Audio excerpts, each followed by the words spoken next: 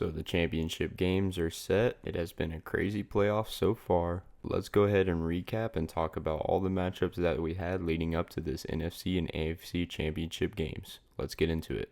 First off, I'm going to start with Rams versus Panthers. Now, this game was a way better game than I anticipated, and I think anybody anticipated. Well, probably besides Panthers fans. But the Panthers showed up, and they put up a fight. Bryce Young had a great game, throwing for 240 yards, 1 touchdown, and Hubbard had 2 touchdowns. But on the Rams side, Puka Nacua, he showed up, and he is definitely one of the best wide receivers in the NFL. He had 111 of Matthew Stafford's 304 yards, and inevitably led this Rams to the win. But down 3, Bryce Young led the Panthers and had 30 seconds left to get in field goal range, and he couldn't do it. This Rams defense, they showed up. Now, I definitely don't think you hang your hat if you're a Panthers fan and be like, we suck, but like, y'all had a great game and definitely outperformed everybody's expectations and definitely have something to build off of going into next season. Y'all think the Panthers are going to win the NFC South next year or not? Let me know if they come back to the playoffs. What do y'all think?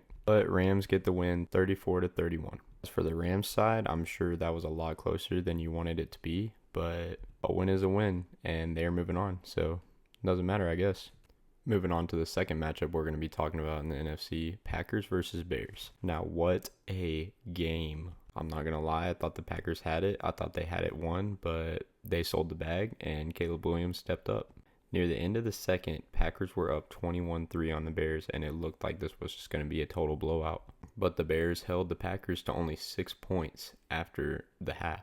Now in the third, the Bears hit a field goal, making them have 6 points, and then in the top of the fourth, hitting another field goal, making them have 9. Then when 10 minutes left, Swift runs it in for a touchdown. And then 5 minutes left, 4th and 8, Caleb Williams avoids a sack, throws a dot on the run to Roman Dunze to keep this game alive. That was an insane play. Then 4 minutes left, the Bears score and go for 2 and getting it, making a 3-point game. The Packers get the ball back but miss the field goal and to make it a 6-point game. Caleb Williams throws to DJ Moore for the lead. I still can't believe the Bears even won this game, man.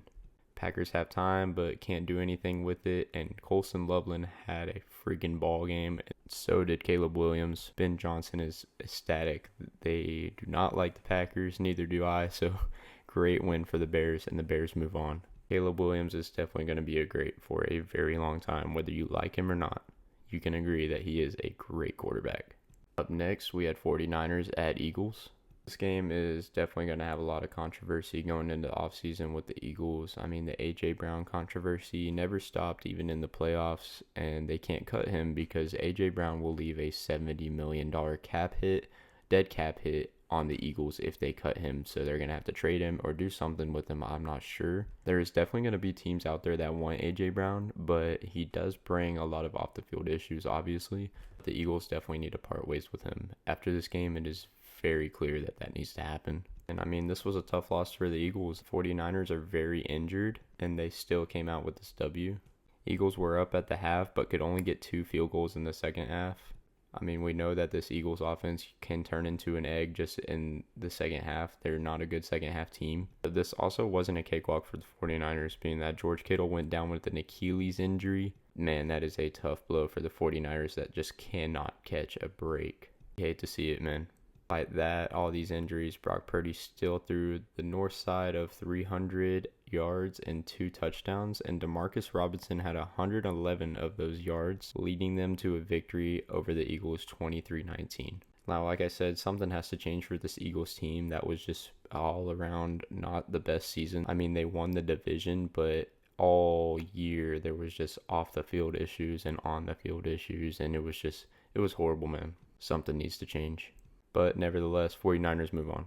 Now for the AFC teams, first game up, we have Bills versus Jaguars. Now this game was one of the most entertaining games so far in the playoffs. Going into the locker room at half, Bills were up 10-7. Start of the fourth, the Bills were still leading by 3, making it a 13-10 game at the top of the fourth. But both teams will score 14 points in the fourth quarter, making this one a very close one down the stretch. But leading into the Trevor Lawrence situation that I described exactly in my video almost, 1 minute left, down 3, can Trevor Lawrence drive down the field and win this game for the Jaguars. Can he do it? First play of the game, throws an interception.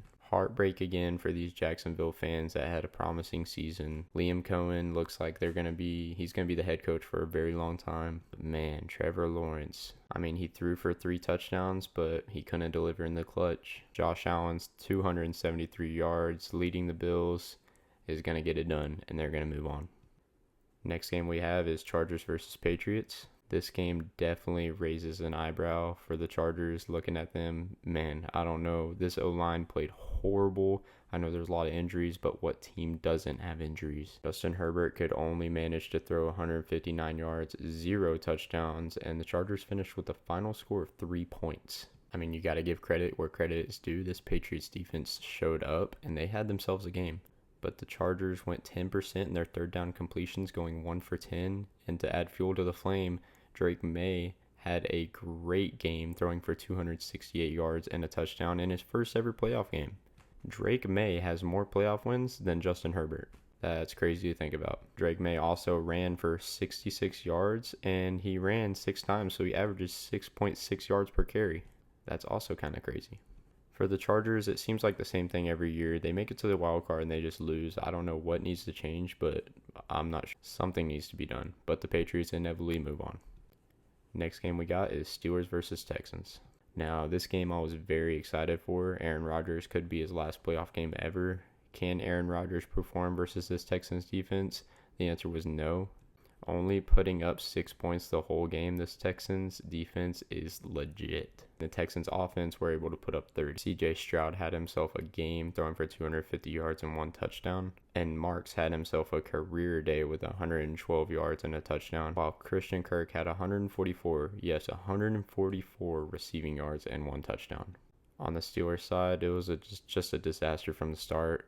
They got used to hearing the word 3 and out the entire game. It was so bad that Mike Tomlin stepped down after this game, and it's going to be a new era in Pittsburgh. I don't see Aaron Rodgers coming back either. Who knows if Aaron Rodgers is going to retire or not, but I guess we'll see, man. Where do y'all think Aaron Rodgers is going to end up next year if he doesn't retire?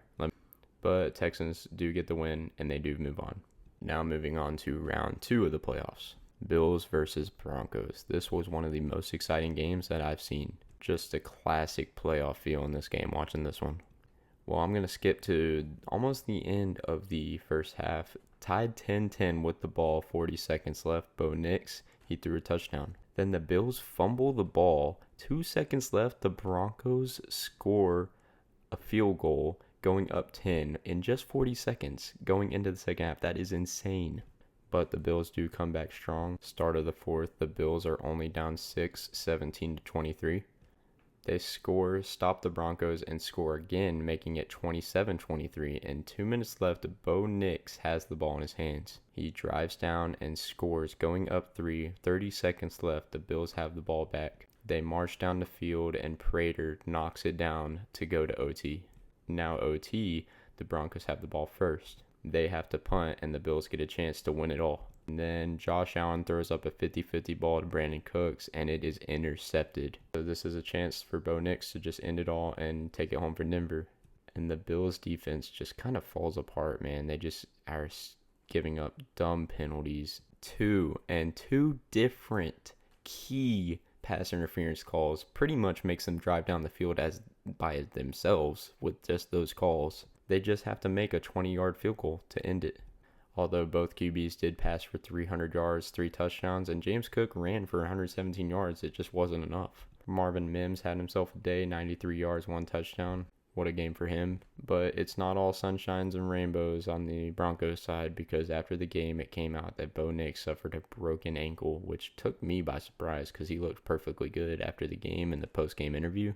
But I don't know, man. Do y'all think the Broncos season ends here in the AFC Championship? Let me know.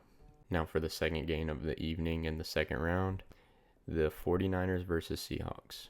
Now this game definitely wasn't as fun as the Bills-Broncos. It probably could not have went any worse for the 49ers, in fact, which is to be expected. I mean, how can you survive with all these injuries? It just became too much for them. Inevitably, this team was just going to go down because of all these injuries. But they had a great season, and the 49ers healthy would be a very, very scary team. Watch out for them next year. Seahawks put up 41 points and held the 49ers to just 6. This Seahawks defense is freaking legit. And Sam Darnold, despite the reports he did play, he only threw for 17 passes, completing 12 of those, and 1 touchdown. But he really didn't have to go yard this game because Cade Nine showed up and showed out, running for 116 yards and 3 touchdowns. And despite all that, this team is still one of the scariest teams in the playoffs because JSN only had 19 yards. And they put up 41 points. That is scary to think about. The Seahawks easily move on to the NFC Championship. And as for the 49ers, they shouldn't hang their hats because they had a great season. And this injured squad, they had no business even making it this far. So great season for Kyle Shanahan and the 49ers. And the next game we got is Pats versus Texans. Start of this game, it was going either way. I mean, CJ and May both turned it over once. Texans led by 3 at the start of the second. Patriots punt, and then the Texans have the ball with 10:30 left in the second, and CJ gets hit as he throws the ball and throws a pick 6, which makes the Patriots go up 10-14. Then next drive, CJ throws another pick. I mean, you can say this one wasn't his fault or it was his fault, but that's his 3rd pick of the game already. CJ really had a rough game today. Patriots go down and score with 3 minutes left by an insane pass and insane catch by Diggs. No Nico Collins is really hurting the Texans in this one for sure. Next drive, CJ throws another pick, his 4th pick of the first half. And then Drake throws another pick. He throws his pick because it was a Hail Mary and time runs out and off to halftime. I mean, this is just turnover after turnover. It was snowing, so maybe that has something to do with it, but the weather conditions and everything, really both teams settling in for all these turnovers, and it's just a slugfest, man. And at this point in the second half, it's 21-13. Will Anderson had himself a day, forcing another fumble. He forced 2 fumbles this game, and Drake May fumbled 4 times. Texans end up having to settle for another field goal, and Keyshawn Boutte had the most insane catch for a touchdown the next drive by the Patriots, and it was one-handed in the snow. Absolutely insane. I mean, the Texans just can't figure it out with enough time left. Their offense was depleted. Dalton Schultz got hurt this game. Nico Collins was out with a concussion. And the Patriots just absolutely dismantled the Texans defense this game at the second half. Final score being 28-16. Stroud dropped back 47 times and only completed 20 of those, throwing 4 picks, while May had 3 passing touchdowns, 179 yards. And just what a game for the Patriots defense and the Patriots offense. They made it extremely tough for this depleted Texans offense. I mean, they were depleted, but they had a great game. And Pats are going to the AFC Championship. And last but certainly not least, the Bears versus Rams. And this game was insane down the wire. So I'll just skip past the first half. First half was a defensive slugfest, 10-10 most of the game until the fourth. And the fourth, that score changes when Kyren Williams runs it in for a touchdown with about halfway to go, and the Rams go up 17-10. 3 minutes left, the Bears get stopped by the Rams, and they had a key stop coming up for the Bears, and they stopped them. And that means they get the ball back. 4th down, 20 seconds left to go. Caleb Williams is running for his life. He has nowhere to go. 20 seconds left, he just throws it up into the end zone. Cole Kmet, his first catch of the game, end zone touchdown to keep this season alive. It was the most insane play I've ever seen. And then we're going off to OT. Both teams end up getting a chance. The Rams get stopped and they have to punt. And then Caleb throws a very, very crucial pick. I mean, DJ Moore could have kept running. It looked like he didn't know when the ball got released from Caleb and kind of just stopped on the play. And the Rams defense made a play right there. Caleb threw 3 picks this game. And then the Rams get in tempo and they start marching down the field with Kyren Williams and Puka Nacua. And then they get in field goal range and it was butter.